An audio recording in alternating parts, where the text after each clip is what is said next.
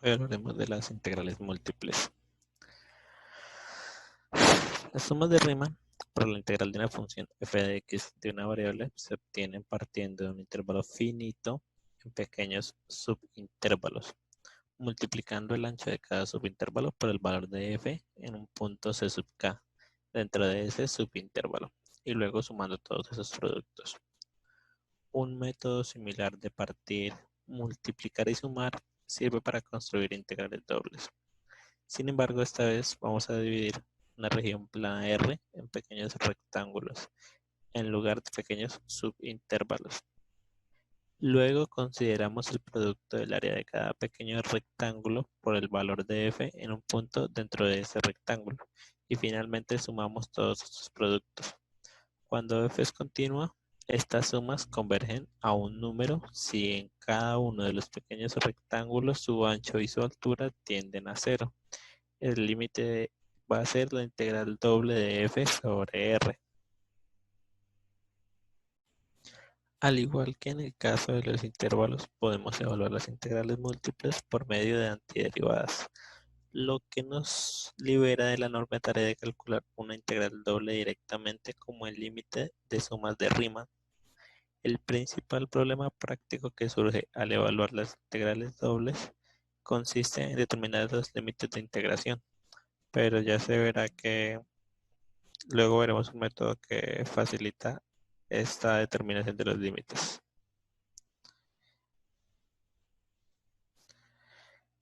Ahora tenemos esta región R. Comenzaremos con el estudio de integrales dobles sobre rectángulos. Sobre regiones planas, que la más sencilla de ellas es el rectángulo. Consideramos una región R con límites entre A y B para el eje X y entre C y T para el eje Y. Subdividimos a R en pequeños rectángulos usando una red de rectas paralelas a los ejes X y Y, como podemos observar en la figura.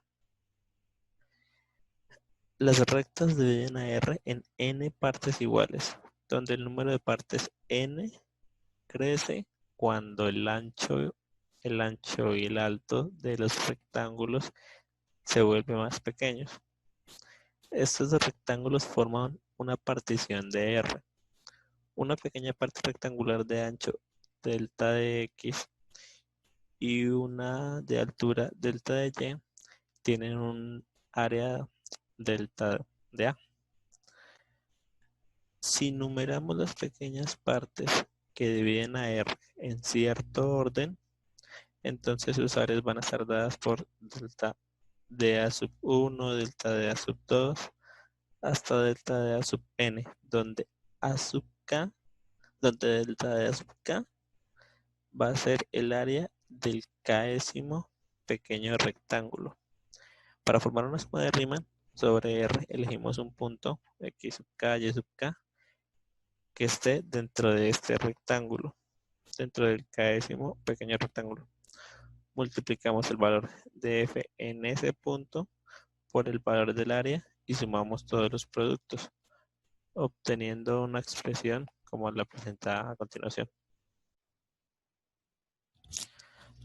donde S sub n pues vendría siendo el valor del área, el valor de la suma total de las áreas. La expresión es la sumatoria desde k igual a 1 hasta n de f de x sub k y sub k por el diferencial del área del késimo rectángulo.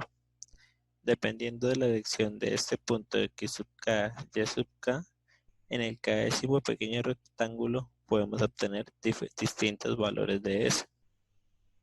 A nosotros nos interesa saber qué ocurre con las sumas de Riemann cuando las anchuras y las alturas de todos los rectángulos pequeños de la partición R tienden a cero. La norma de una partición P, que se escribe como el módulo de P, es el mayor de los anchos o de las alturas de los rectángulos. Si el módulo de P es igual a 0.1, entonces todos los rectángulos de la partición R tienen un ancho máximo de 0.1 y una altura máxima de 0.1. A veces las sumas de Riemann convergen cuando la norma de P tiende a 0, lo que se escribe como el módulo de P tendiendo a 0.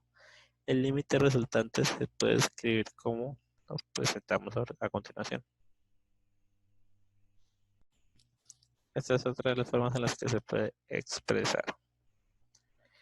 Cuando el módulo de P tiende a 0, los rectángulos se vuelven más angostos y más cortos y su número n de partes aumenta, de modo que también se puede escribir de la siguiente manera.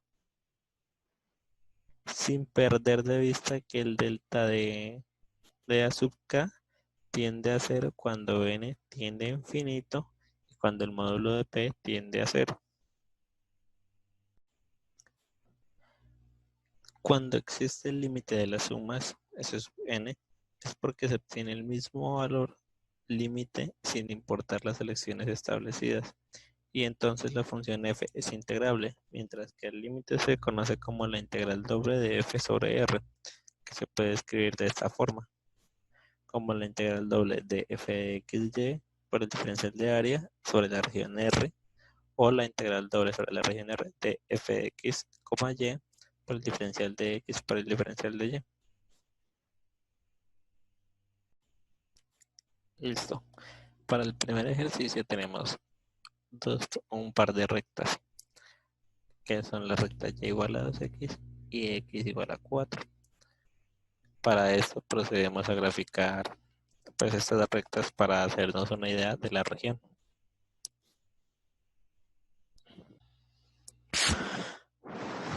Esta es la gráfica resultante de las dos rectas, donde podemos observar que el área o la región R viene siendo un triángulo. ¿Cómo hacemos para definir los límites en la región? Bueno, los límites de integración.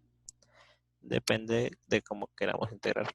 Si queremos integrar primero respecto a x y luego respecto a y, entonces la forma de determinar los límites es: se traza una línea horizontal y se mira en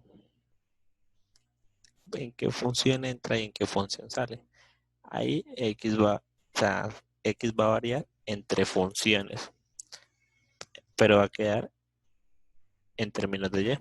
Debemos despejar la x. Si trazamos una línea horizontal, nos damos cuenta que entra por la primera recta, que es la recta y igual a 2x, y va a salir por la recta x igual a 2.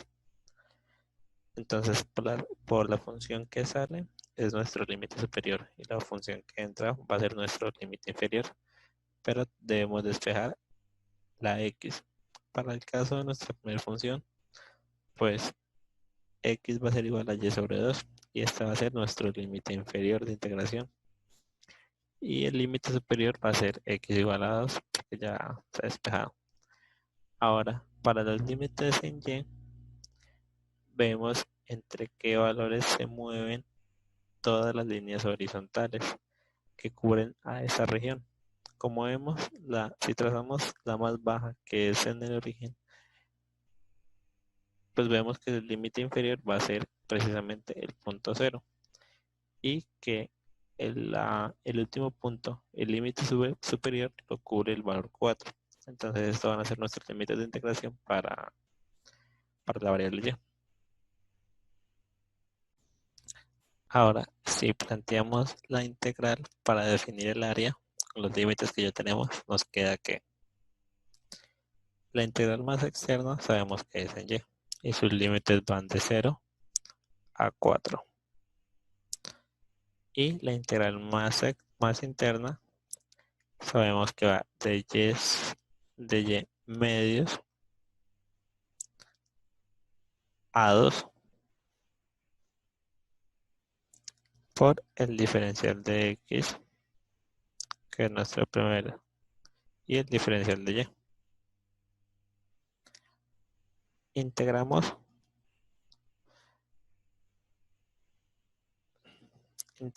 esta primera parte.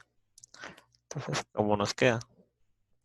Nos queda que la, queda la integral de 0 a 4t.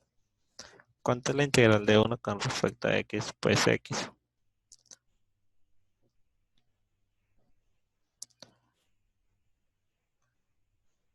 Y esto nos queda evaluado en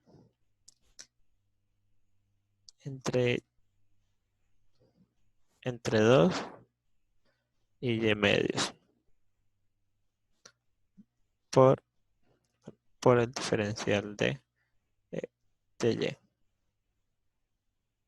dando esto un resultado de la integral de 0 a 4 de el límite superior es 2. Entonces queda 2 menos el límite inferior, que es y medios.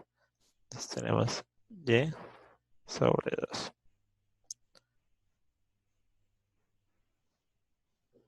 Esto por el diferencial de y. Volvemos a integrar ahora con respecto a y. La integral de 2 sabemos que es 2y. Y la integral de y sabemos que es y al cuadrado sobre 2. Y como ya tenemos un medio, entonces queda y al cuadrado sobre 4. Esto evaluado entre los límites de integración. Que nos queda entre 0 y 4.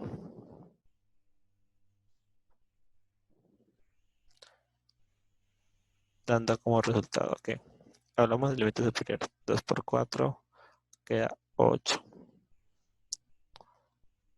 Menos 4 al cuadrado, 16 sobre 4, 4. Nos dan resultados de 4. De 4 unidades cuadradas, claro está. Bueno, que pues si hablamos del 0, sabemos que todo se va a cancelar. Ahora, ¿cómo, cómo sabemos si la integral nos quedó bien resuelta?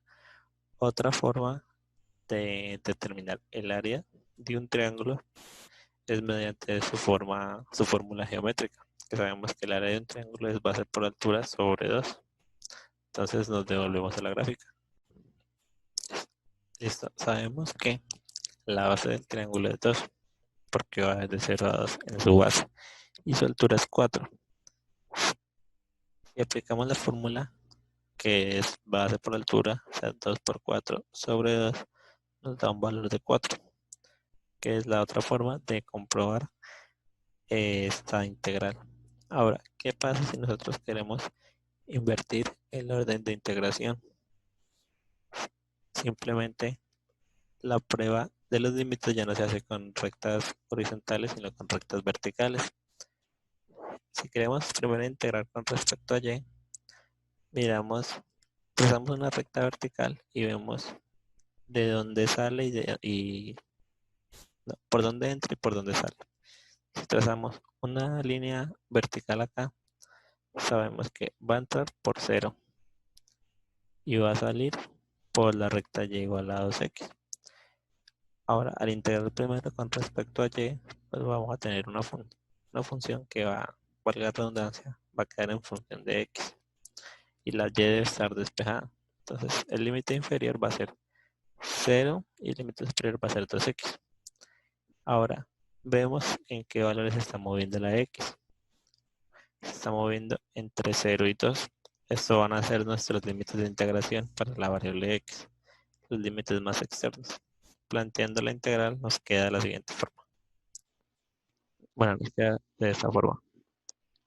Sabemos que los límites más externos, que son en x, van a ser entre 0 y 2.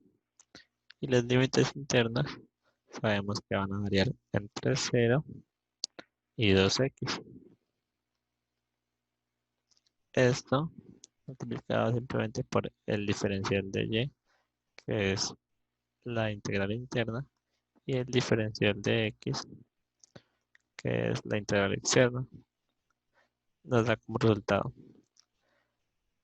la integral de 0 a 2 de la integral de 1 con respecto a y, pues sabemos que nos va a dar y. Esto evaluado entre sus límites de integración que son 0 y 2x.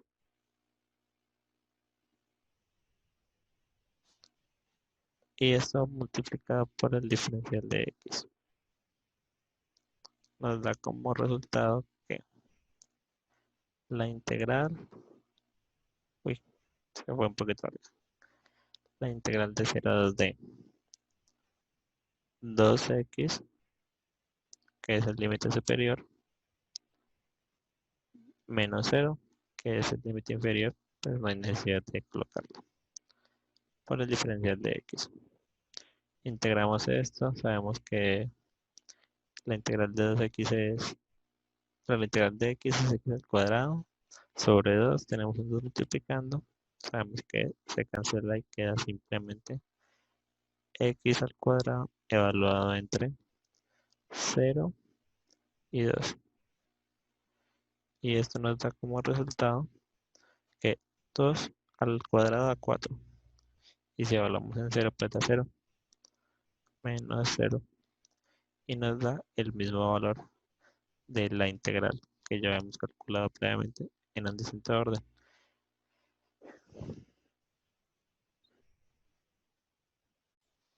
El hecho de que este valor nos diera igual es debido a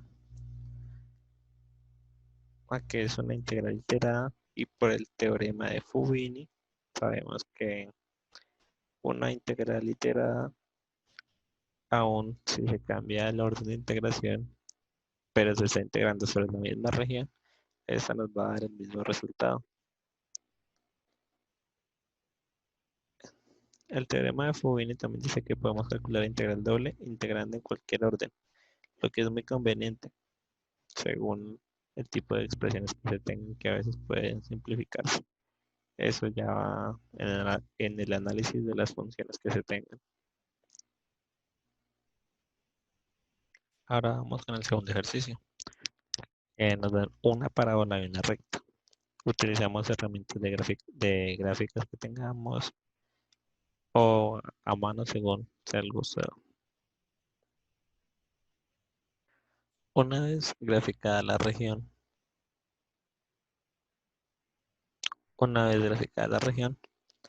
tenemos, bueno, graficadas las funciones, tenemos esta región. ¿Cómo- Ahora, ¿cómo hacemos para definir los límites? ¿En qué límites nos pidieron que integráramos primero? Vamos a ver.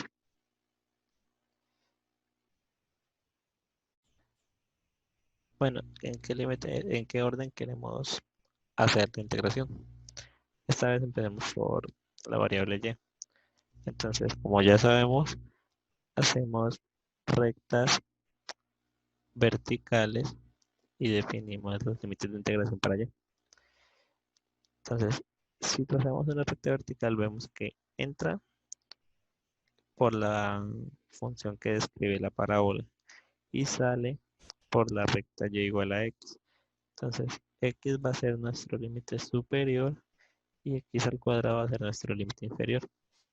Y vemos que entre los costados que cubren a todas las rectas verticales de esta región, sus límites son 0 y 1. 0 siendo el mínimo, o sea, el límite inferior, y 1 siendo el límite superior. Entonces vamos a plantear la integral. Listo. Bueno, procedemos a plantear la integral. Sabemos que nuestra integral más externa va desde 0 hasta 1, que es la variable en x. Y sabemos que nuestra integral interna va entre x al cuadrado y x. Bueno, multiplicando por el diferencial de y el diferencial de x. Sabemos que la integral de 1 con respecto a y, pues va a dar y, que queda y evaluado entre x al cuadrado y x por el diferencial de x, que nos da como resultado la integral entre 0 y 1 de. Si volvemos al límite superior, pues nos queda x menos el límite inferior, que queda x al cuadrado.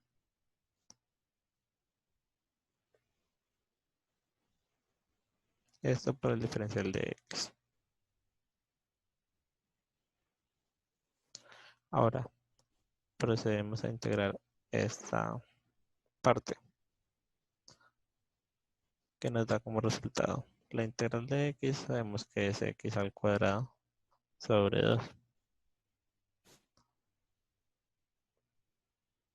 Y la integral de x al cuadrado es x al cubo sobre 3. Entonces queda x al cubo sobre 3. Esto evaluado entre 0 y 1 nos da como resultado. Evaluamos 1 en el límite superior. Nos queda 1/2 menos 1/3. 1/2 menos 1/3.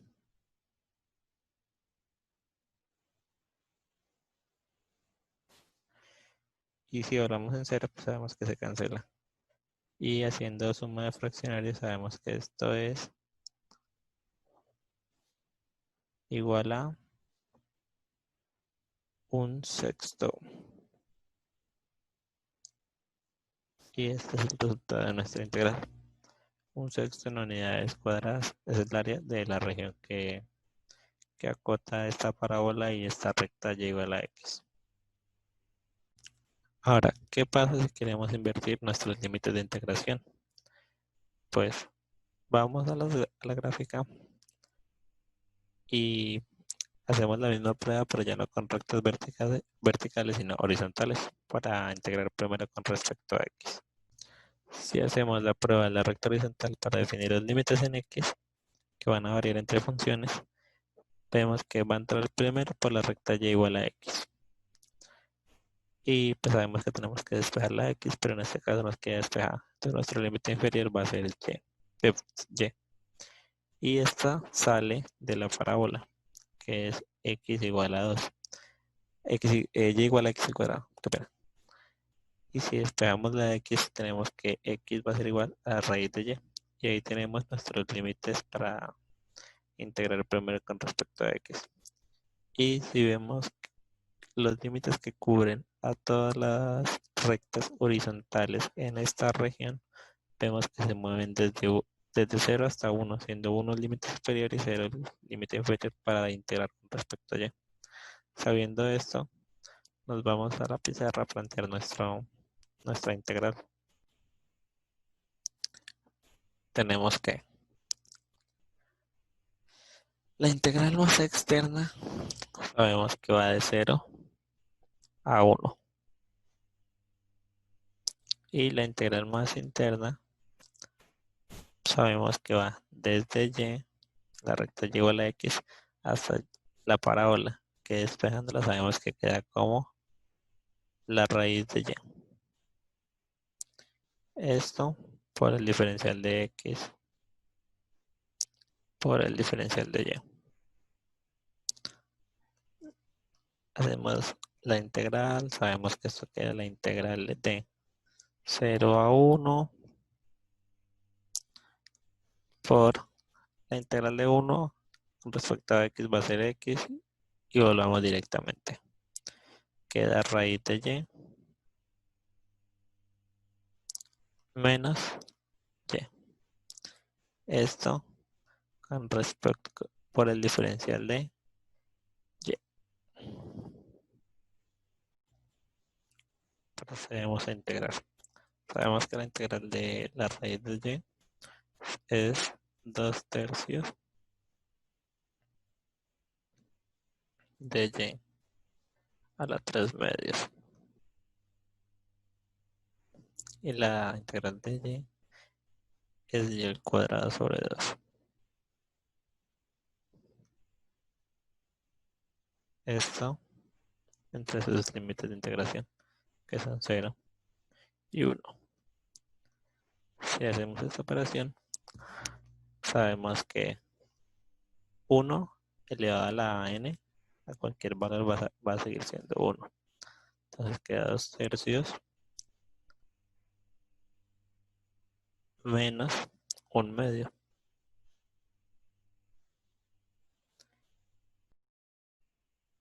Retomando la evaluación del límite, sabemos que esto da 2 tercios, 1 elevado a la n, a cualquier potencia sabemos que va a dar 1. Entonces nos queda 2 tercios menos 1 medio. Y si hacemos esta operación en calculadora, nos daremos cuenta que esto nos da 1/6, como en el anterior integral.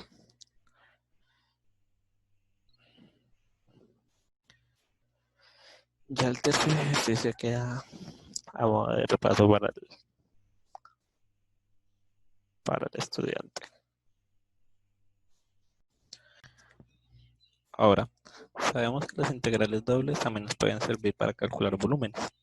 Esto cuando f de x, y, que es una función positiva sobre una región rectangular R del plano XY, podemos interpretar la integral doble de f sobre R como el volumen de la región sólida tridimensional sobre el plano XY, acotado abajo por la región R y encima por la superficie Z igual a f de x, y. Supongamos que queremos calcular el volumen que existe bajo el plano Z igual a 4 menos x menos y sobre la región rectangular que R, que va de 0 a 2 en x y de 0 a 1 en y. Esto en el plano XY. Si aplicamos el método de rebanado con rebanadas perpendiculares al eje X, como se observaba en la figura anterior, en esta figura, vemos que esto va a quedar, que el volumen es la integral de 0 a 2 en X de A de X, donde A de X es el área de la sección transversal en X. Para cada valor de X podemos calcular A de X mediante la integral que va A de X es igual a la integral de 0 a 1 en Y de 4 menos X menos Y por el diferencial de Y, donde Z de, bueno, que es el área bajo la curva Z igual a 4 menos X menos Y en el plano de la sección transversal en X. Al calcular A de X, X se mantiene fija y se integra con respecto a Y. Si combinamos ambas ecuaciones, tenemos que el volumen total del sólido va a ser la integral doble de 0 a 2 en X para la primera integral, 0 para la segunda integral, de 0 a 1 en Y para la primera integral, de 4 menos X menos Y por el diferencial de Y por el diferencial de X. Para definir la integral, el volumen del sólido, procedemos a resolver la integral. Si integramos la primera parte con respecto a Y, tenemos que la integral de 4 con respecto a Y pues va a ser 4Y. La integral de X va a ser X por Y y la integral de Y va a ser Y al cuadrado sobre 2.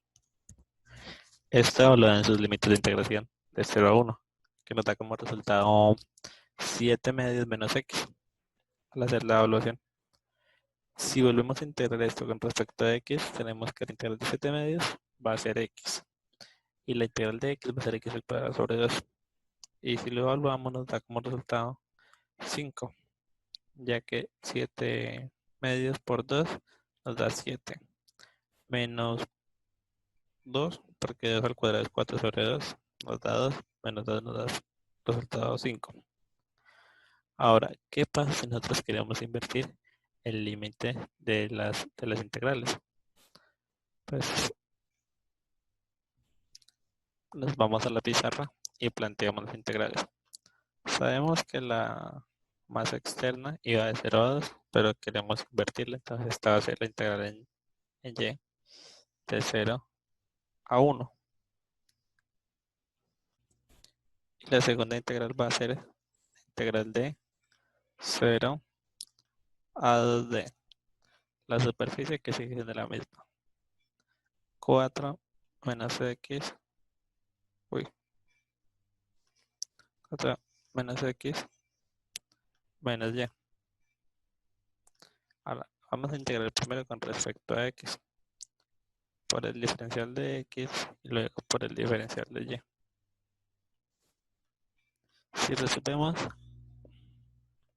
la integral, tenemos que nos queda la integral de 0 a 1, que es la externa. Ahora integramos esto con respecto a x. Nos da 4x menos x al cuadrado sobre 2. Y eso nos da menos x por y.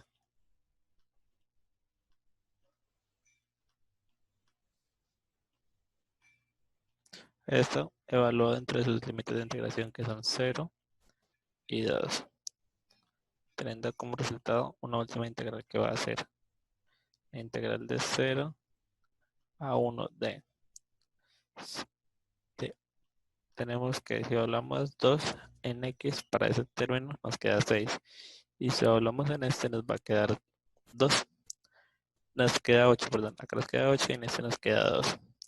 Y como van a quedar constantes, los podemos operar directamente. Como 8 menos 2 nos va a dar 6. 6 menos, si hablamos 2 en x tenemos 2y. Entonces nos queda 6 menos 2y por el diferencial de y.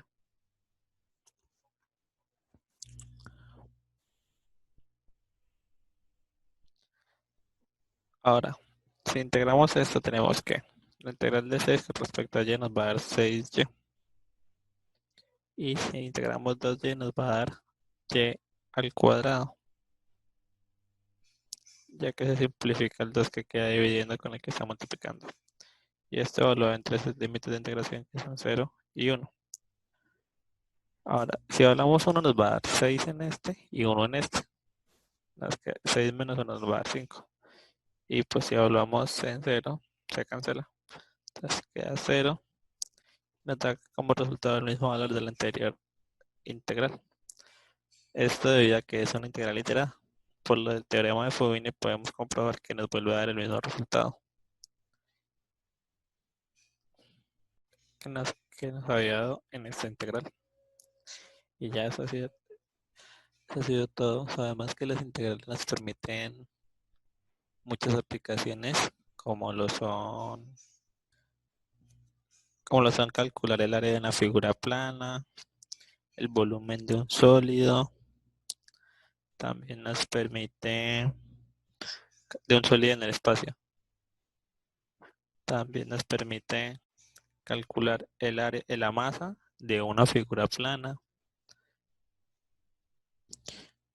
Y en términos generales tiene múltiples aplicaciones, tanto las integrales dobles como las integrales triples, donde su mayor complicación radica en definir los límites de integración. Pero pues ya conocimos un método para definir los límites de integración en integrales dobles, que es a través de las rectas horizontales o verticales según sea el orden en que se quiera integrar. Y esto ha sido todo por hoy.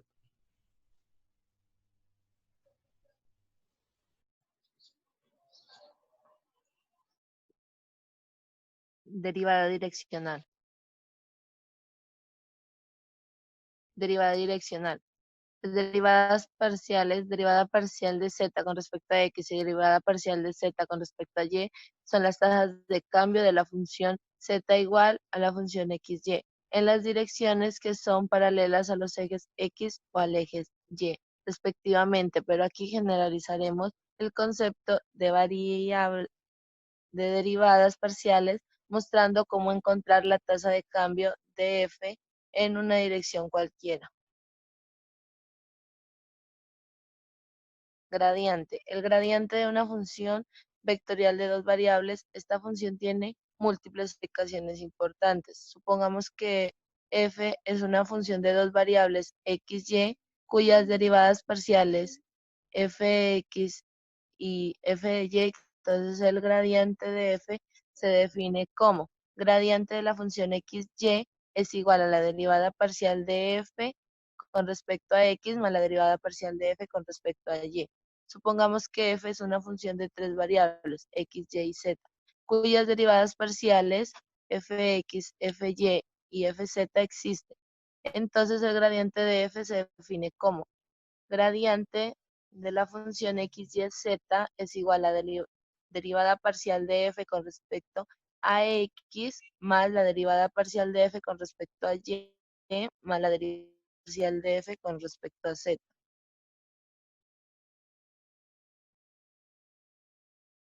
Ejemplo, función x, y es igual a 3x al cuadrado menos 2y al cuadrado en p menos 3 cuartos, 0 y en q 0,1. PQ es igual al vector igual a 0,3 cuartos de i más 1 menos 0 en j. Esto es igual a 3 cuartos en i más 1 en j. Vector unitario es igual al vector sobre la magnitud del vector.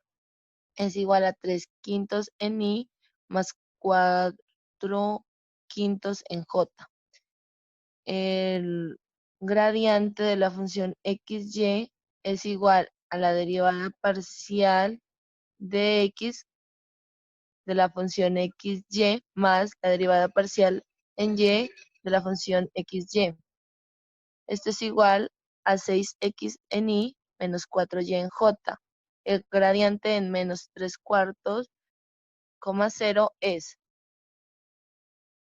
se reemplaza en la derivada parcial anterior y esto da un igual a menos 9 medios en i más 0j.